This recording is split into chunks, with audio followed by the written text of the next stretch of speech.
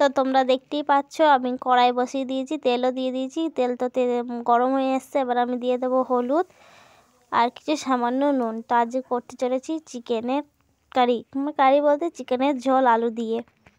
তো নুন দিয়ে দিলাম অল্প করে। এবার ভালো করে নেড়ে নেবো, দিয়ে আলু দিয়ে দেবো।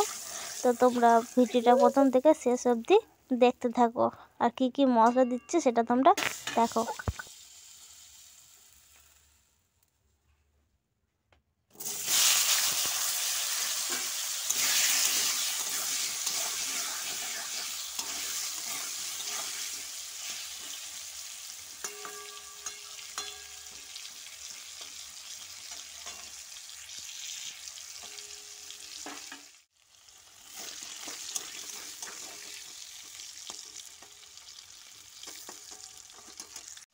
তো তোমরা তো দেখতেই পাচ্ছ আলুটা ভাজা হয়ে গেছে, এবার লাল লাল হয়ে গেছে।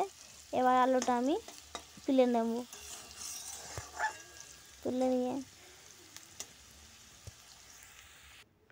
তো দেখতে পাচ্ছ আলুটা ভাজা হয়ে গেছে, আমি আলুটা তুলে নিয়েছি। তো কড়াইয়ে তেল রয়েছে, তাতে আমি আর খানিক তেল ঢেলে দেব। তো বেশি তেল মশলা আমি এতে অ্যাড করিনি, অল্প করে ঘরোয়াভাবে করেছি। এতে আমি আর খানিক তেল দিয়ে দিয়েছি। তো তেলটা তো গরম হয়ে এসছে।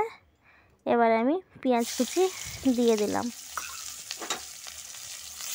কিছুক্ষণ লাড়ার পর লাল লাল হয়ে আসবে।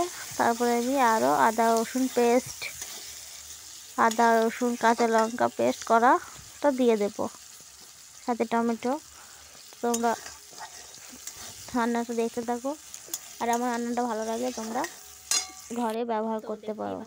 তো তোমরা তো দেখতেই পাচ্ছ পেঁয়াজটা একটু লাল লাল হয়ে ভাজা ভাজা হয়ে এসছে। এবার আমি আদা রসুন কাঁচা লঙ্কা পেস্ট করাটা এতে দিয়ে দেবো, সাথে টমেটো একসাথেই আমি দিয়ে দেবো। এতে আমি বেশি মশলা তেল ব্যবহার করিনি, অল্প করেই ব্যবহার করেছি। তো তোমরা চাইলে একটু বেশি বেশি ব্যবহার করতে পারো। তো আমার মতো রান্না তোমরা একবার টেস্ট করে দেখো, খেতে কিন্তু খুবই সুস্বাদু এবং টেস্টি হবে। এরকম রান্না তো আমাদের ঘরের সবাই খেতে খুবই খুবই ভালোবাসে, আলু দিয়ে চিকেনের ঝোল। তো চাইলে তোমরাও বাড়িতে ট্রাই করতে পারো। তো চলো আর বেশি ব্যবহার করবো না, এবার ভিডিওটা তোমরা দেখো। তো এবার তো মশলাটা আমি কষিয়ে নেব, কষতে যতক্ষণ না তেল ছেড়ে আসছে মশলাটা কষতেই থাকো।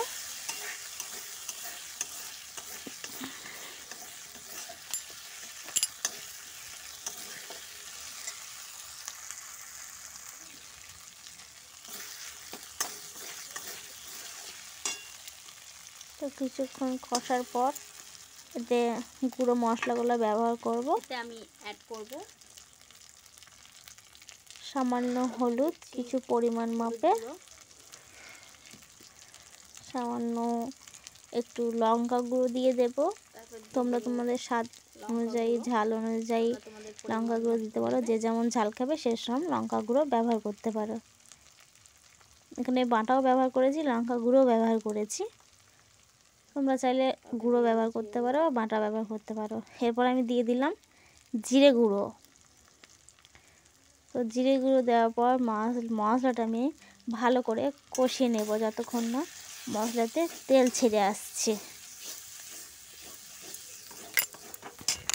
দেখতে পাচ্ছ মশলাটা আমার অর্ধেক প্রায় কষা হয়ে গেছে। এবার একটু জল দিয়ে আর খানিক কষে নেব।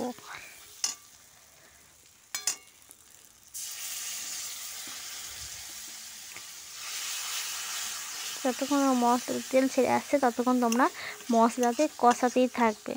তো আমি খানিক করে জল দিয়েছি, এবার কষিয়ে রাখলাম। তো আমি দেখতে পাচ্ছি এখানে আমি আর খানিক জল ব্যবহার করছি।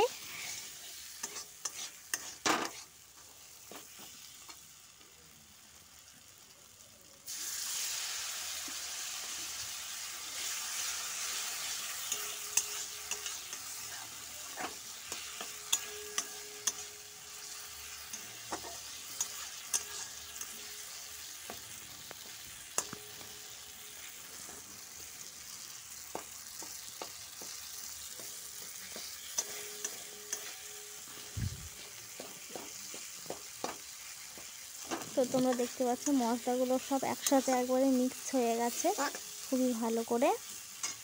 এবার আমি চিকেনটা এর মধ্যে দিয়ে নেব। তো দেখো মশলাটা কিন্তু খুবই সুন্দর দেখতে হয়েছে। মশলাটা হয়ে এসছে, এর মধ্যে আমি এবার চিকেনটা দিয়ে দেব।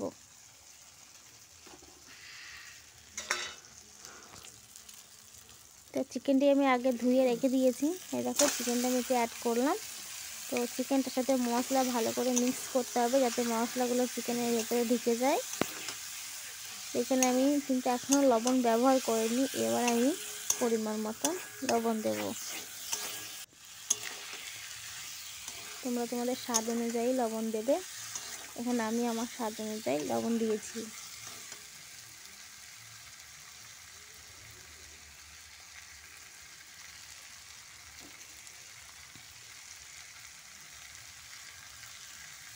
তো লবণটা দেওয়ার পর আমি আরেকখানি মিক্স করে নেবো।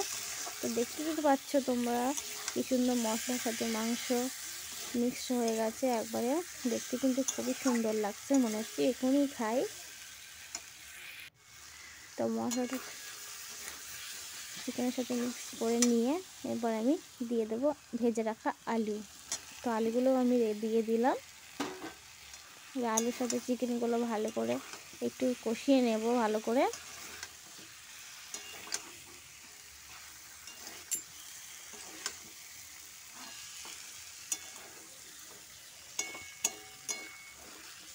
দেখতে পাচ্ছ খুব সুন্দর কষা হচ্ছে, কষতে কষতে যা সেন্ট বেরিয়েছে, মনে হচ্ছে এক্ষুনি খেয়ে নিই। তো দেখতেই পাচ্ছ কি সুন্দর লাল লাল কষা হয়েছে।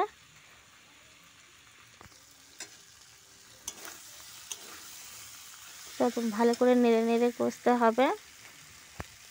তো চাইলে তোমরা ঢাকন দিয়েও কষতে পারো, আমি ঢাকন দিয়ে কষেছি। এটা দেখো ঢাকনা দিয়ে দিয়েছি। ঢাকনা কিছুক্ষণ পর 2-3 মিনিটের পর ঢাকনা খুলবো।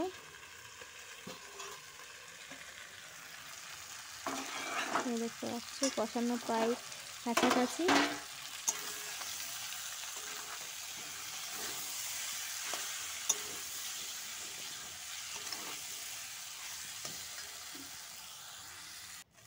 আমার কষানো প্রায় হয়ে এসছে। এবার আমি দিয়ে দেবো পরিমাণ মতন জল।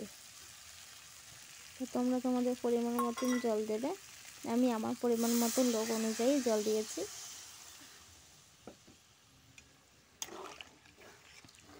তো দেখতে পাচ্ছ জল দিয়ে দিয়েছি। তো আমার মনে হচ্ছে আর খানিক জল লাগবে, সেই জন্য আর একটু জল দিয়ে দিয়েছি। আর রান্নাটা যদি আমার ভালো লাগে তাহলে অবশ্যই তোমরা বাড়িতে ট্রাই করে দেখবে। এরকম অল্প মশলায় অল্প তেলে রান্না করে খেলে কিন্তু খুবই সুস্বাদু এবং টেস্ট হয়। তো তোমরা চাইলে এরকম করে ঘরে রান্না করে দেখো, খেতে কিন্তু খুবই দুর্দান্ত হয় এবং পিঠে দিয়ে খেতেও ভালো লাগবে এবং গরম গরম ভাত দিয়েও খেতে অনেক টেস্ট হবে।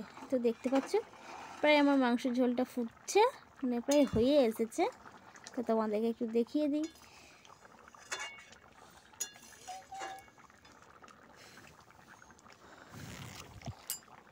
তো রাত বলে হয়তো তোমরা মাংসের কালারটা বুঝতে পারছো না,